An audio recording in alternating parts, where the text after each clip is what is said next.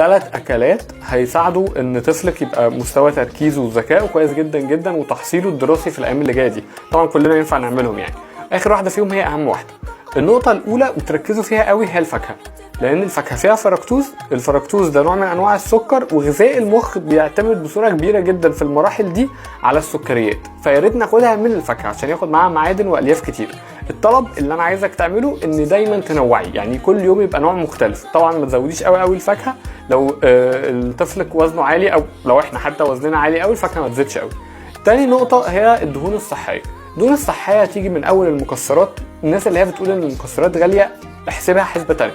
يعني كل اللي انا عاوزه انك تجيبي مثلا 8 كيلو لوز، ده ممكن يبقى ب 25 جنيه، وعايزك تديله كل يوم 3 4 بس، هو 3 4 خلاص. ولكن هقول لك برده اختيارات تانية. الدهون الصحيه هي زبده الفول السوداني، والدهون الصحيه هي فيها في السوداني بالمناسبه شويه بس مش اهمهم يعني.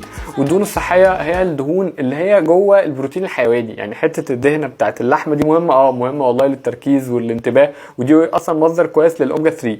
والمنتجات بتاعه الاسماك دي مهمه جدا، واي نوع سمك ينفع خالص، وينفع حتى اللب السوري لطيف جدا وفيه برده دهون صحيه كويسه. فدي تاني حاجه. تالت حاجه هي الشوكولاته الدارك شوكليت، الشوكولاته الداكنه، ينفع حتى بتاعه المطبخ، وينفع الكاكاو الخام، وينفع الشوكولاته الدارك ماركه لاندت، وينفع الهيلثي سبريد، الشوكولاته اللي هي الهيلثي اللي هي بتتحط على التوست او كده. دي 3 حاجات وجبات هتفرق جدا مع طفلك. وخليكي في الفيديو اللي جاي هقولك حاجات بتاثر على تركيزه بالعكس.